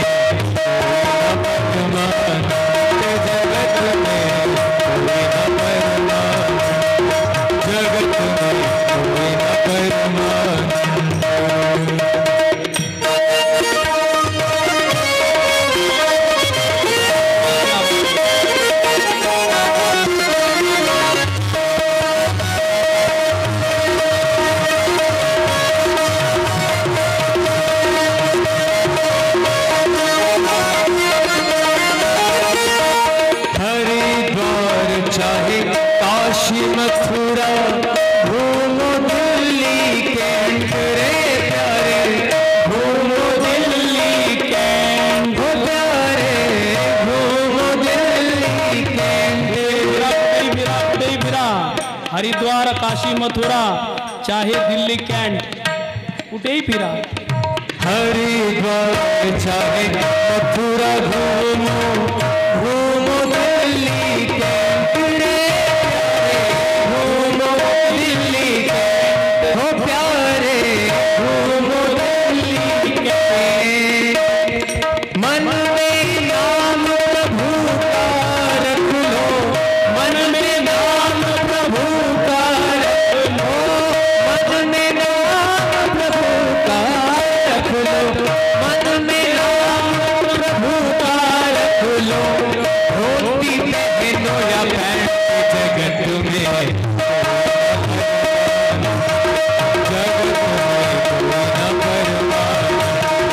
जगत में कोई न परमानंद. हो तेल चमेली चंदन साबुन तेल चमेली चंदन साबुन चाहे लगा लो संत जगत में कोई न परमानंद.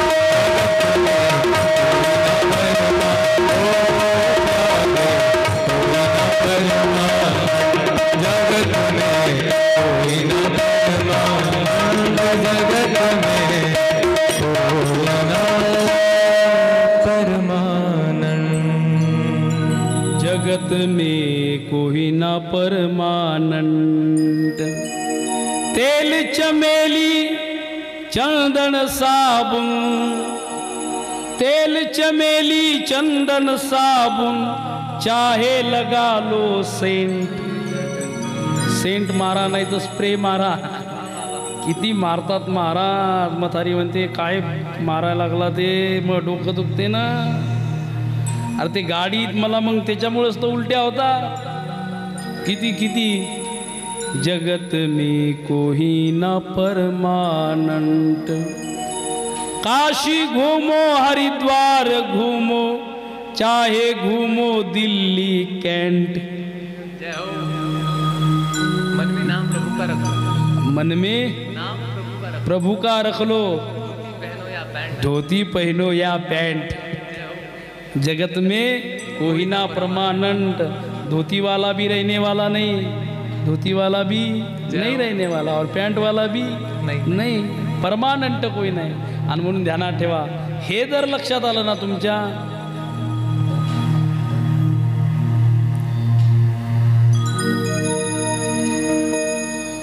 तर मग देहाबद्दलची आसक्ती हळूहळू कमी व्हायला लागते. आणि साधूचं जीवन तेच आहे. आणि म्हणून साधू आपल्या आनंदामध्ये जगत असतात. आणि शबरीचं जीवन अनेक पद्धतीने सांगितल्या जाते. शबरी बालपणामध्येच भक्तीला लागली. पण आता 2-3 कथा आहेत त्याच्यामध्ये. पण एकच सांगतो तुम्हाला. शबरीच्या दारामध्ये काही जीव बांधलेले होते आणि त्या जीवाची आता हत्या करणार होते. शबरीने आपल्या बापाला विचारलं, बाबा हे कशासाठी आहे? काही नाही बेटा, उद्या याची पंगत द्यायची आपल्या पाहुण्याला. पंगत. लोक पंगत देतात पाहुण्याला. दुसऱ्याचा जीव मारून आंब्याखाली टाकी भरून नेतात. आंब्याखाली दुपारच्या वेळेला एवढ्या उन्हात एखाद्याचा जीव कापून. ऐका, पाहुण्याला पंगत द्यायची तर वरण भात चपातीची द्या. पण पाहुणे बी याचे असेच असतात याच्यासारखे.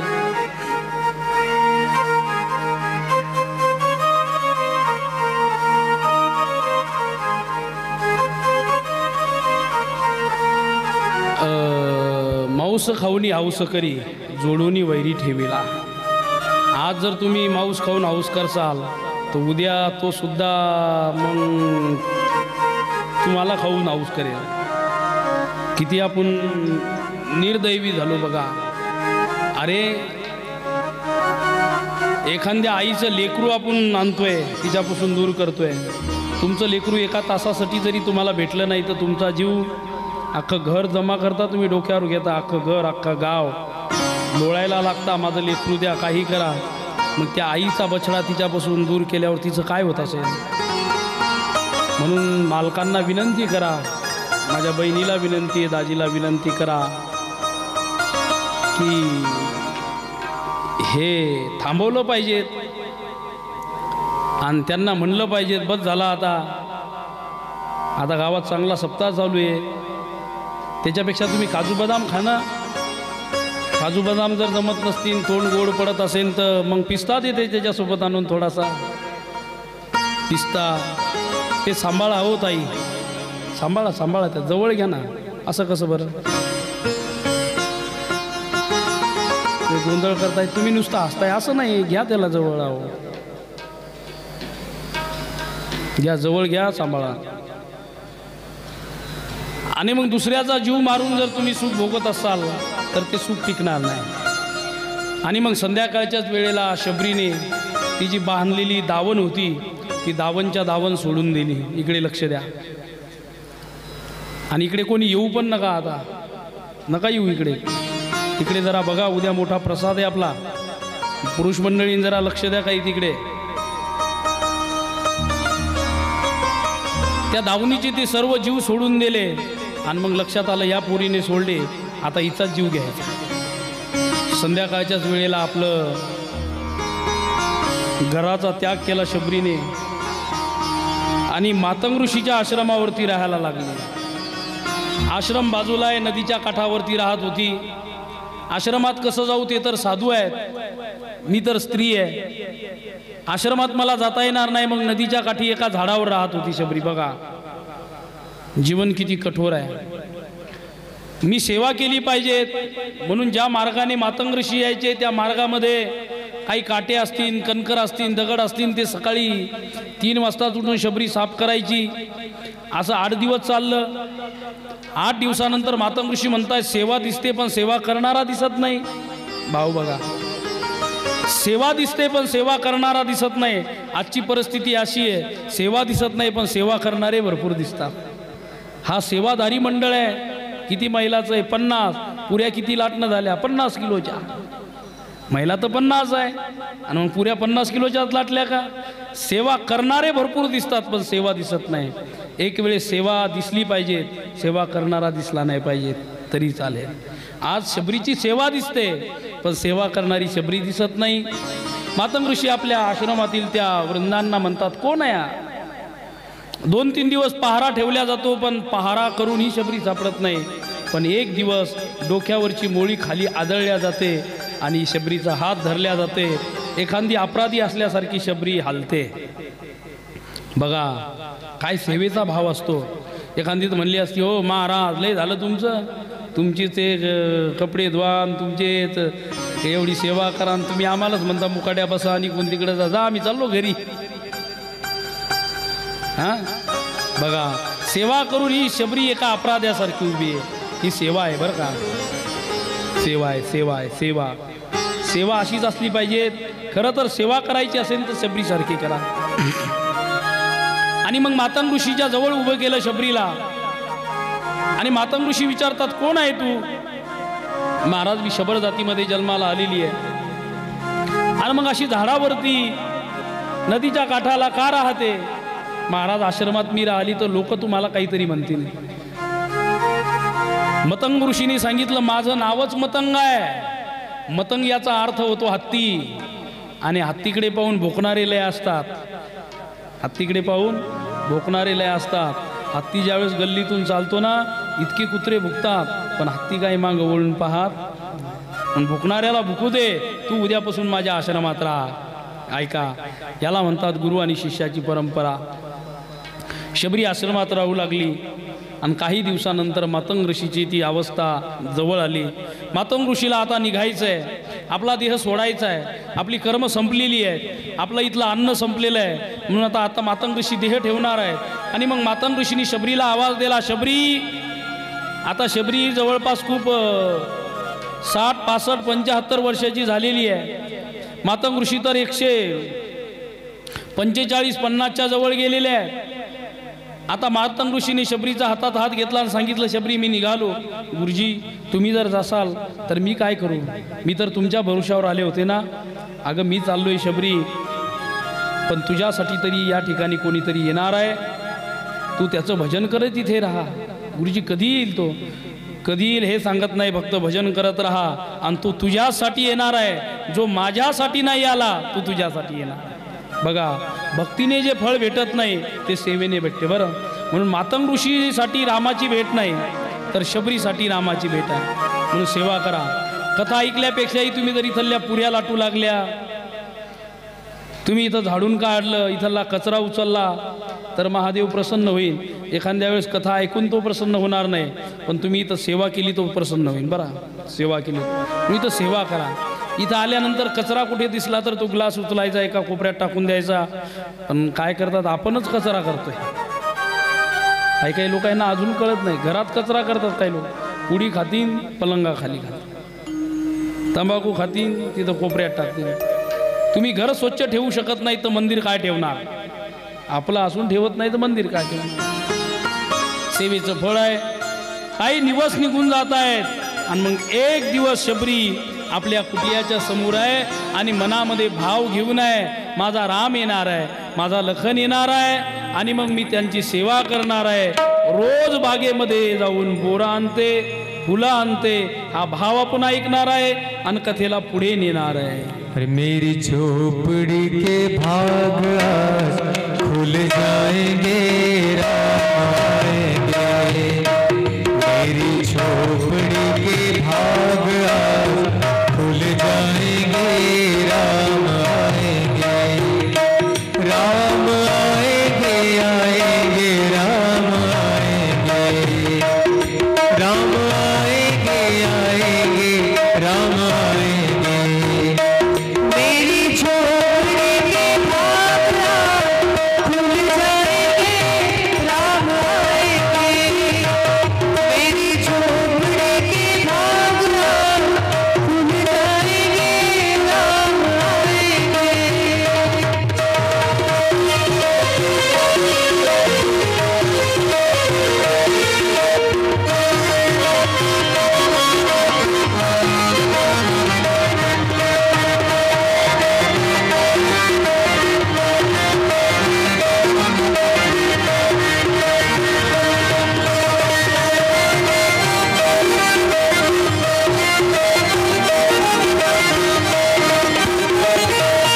राम आएंगे तो अंगना सजाऊंगी.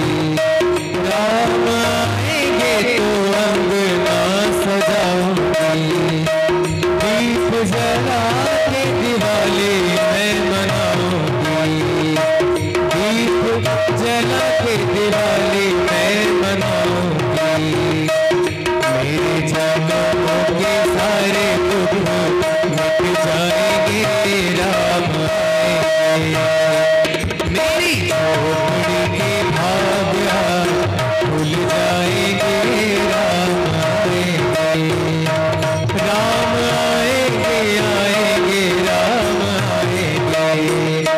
राम आएंगे, आएंगे, राम आएंगे. मेरी झोपड़ी के भाग खुल जाएंगे, राम आएंगे. मेरी झोपड़ी के भाग खुल जाएंगे, राम आएंगे.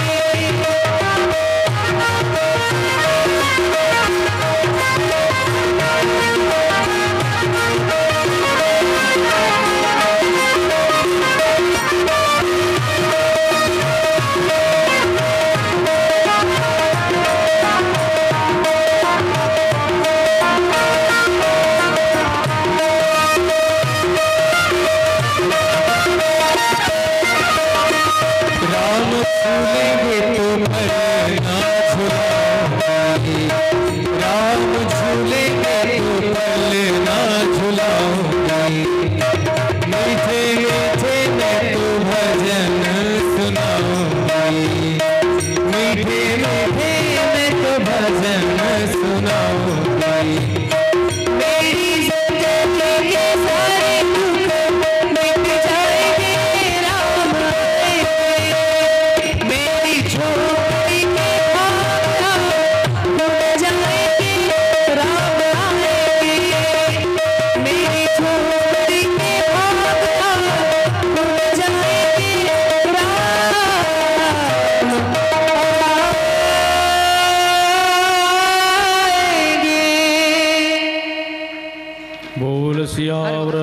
रामचंद्र भगवान की जय। मेरे झोपड़ी के भाग आज खुल जाएंगे, राम आएंगे।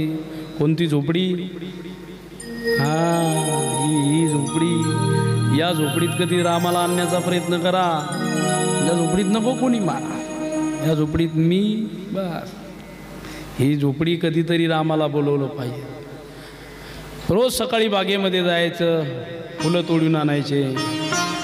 जब मेरे राम जी का आवन होगा, हे तुम्हाला पाठ आहे.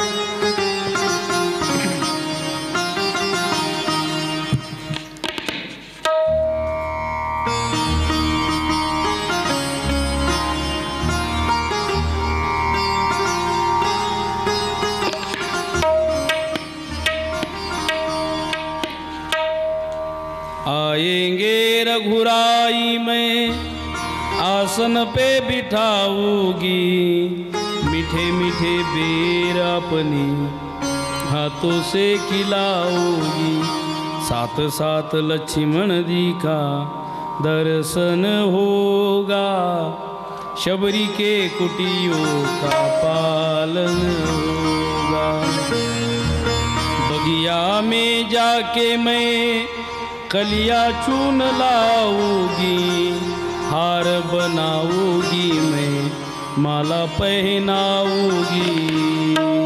काय भाव आहे.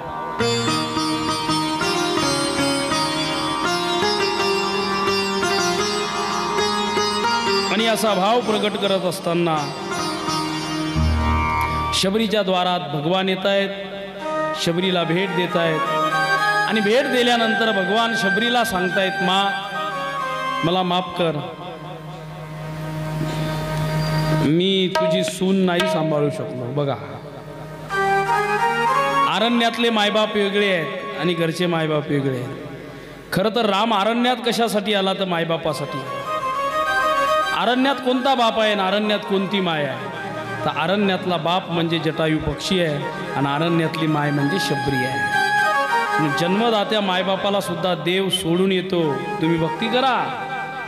जन्मदात्या मरणाच्या वेळेस राजा दशरथाच्या जवळ नाही येत राम, पण जटायूच्या डोकं मांडीवर घेतलेलं आहे आणि त्या जटायूला म्हणतायत, अरे तू सांग फक्त तुला काय पाहिजे. तो म्हणतो, अरे मला या जगात असं काय पाहिजे? आम्ही तर पशु जातीचे आहेत, आमचे नातेसंबंध जवळ असतील नसतील काही सांगता येत नाही. एखाद्या वेळेस कोणी जर आम्हाला पकडलं पशुला, तर तो तिकडंच आमची हत्या करतो, तिकडंच संपवतो.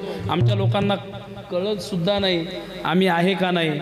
पण आज जगाचा बाप, जगाचा दाता राम, आणि रामाच्या मांडीवर माझं डोकं आहे. दशरथापेक्षाही मी भाग्यवान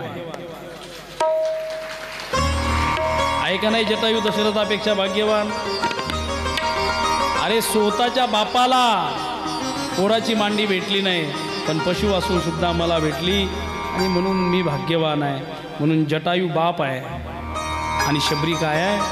माय आहे. आणि एखादी गोष्ट घडली तर बापाने आधी त्या संकटाला तोंड द्यायचं असतं. म्हणून जटायू तोंड देतो संकटाला, आणि पोरानं ती गोष्ट मायला सांगायची असते, लपवायची नसते. काही घडू द्या, काही जरी झालं तर मायला आधी सांगा की मा असं असं झालंय, आता कसं करू. आणि म्हणून शबरीला सांगितलं, मा मी तुझ्या सुनेला नाही सांभाळू शकलो.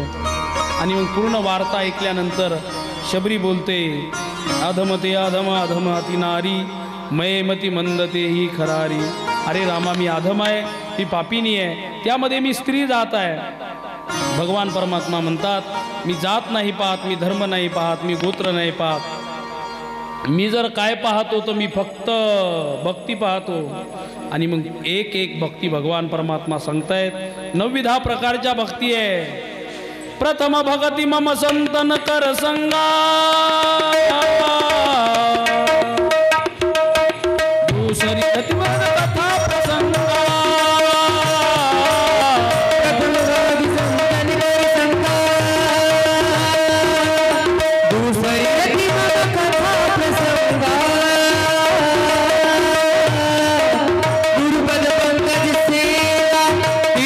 भगती मम गुणगन करे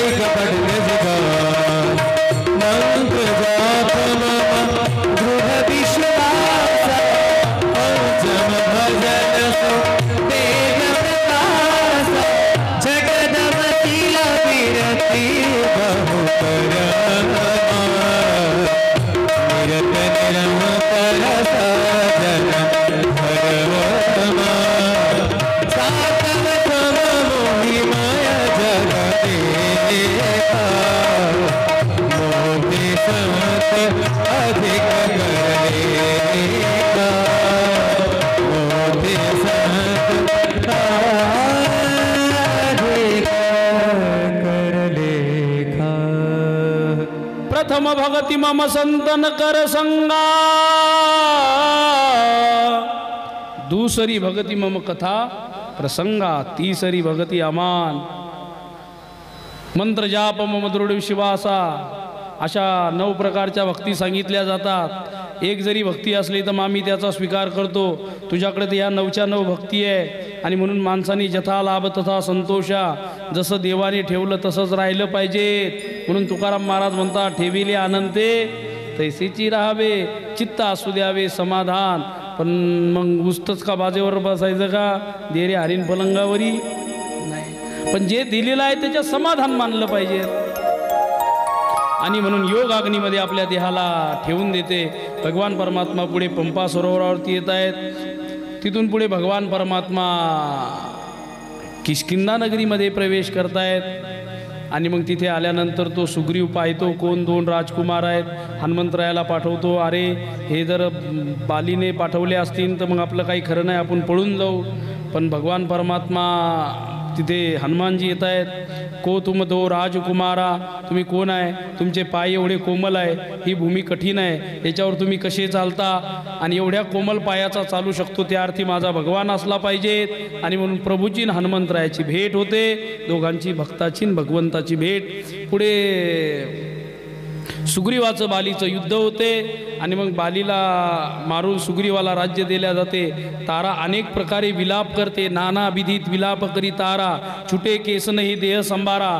भगवान तिला ज्ञान सांगतायत. क्षितिजल पावक गगन समीरा, पंचरचिता अति अधम शरीरा. अगं तारे, हा देह जाणार आहे, हा मातीचा आहे, एक दिवस या देहाची मातीच होणार आहे. जर परिवाराने जाळलं तर याची राख होईल, मातीत दाबला तर माती होईल, आणि जनावरांनी खाल्ला तर विष्ठा होईल. याच्या व्यतिरिक्त या देहाचं काहीच होत नाही. ज्ञान होते. शेवटी अंगदाला युवराज बनवल्या जाते. आणि मग आता 4 महिन्याची भगवान विश्रांती घेतात, कारण आता वर्षा ऋतू चालू झालेली आहे. ऋषमुख पर्वतावर भगवान थांबले. दो दो दो दो दो पाऊस पडायला लागला. आता रस्ते बंद होतात, नदीला पूर येते. म्हणून 4 महिने थांबायचं आहे. आता मला वाटते आपण बी थांबलं पाहिजेत ना. पण आपण 4 महिने नाही, आपण फक्त 15 मिनटं थांबणार आहे. तुम्ही म्हणसान बरं झालं महाराज, आता एकदाचं मोकळं केलं तुम्ही. 15 मिनिटाची विश्रांती. 4 तुकड्या निघणार आहेत. जानकी मातेचा शोध होणार आहे. हनुमंतराया शोध घेऊन आलेले आहेत. आणि मग आता पूल बांधण्यात येणार आहे, त्याला रामसेतू म्हणतात.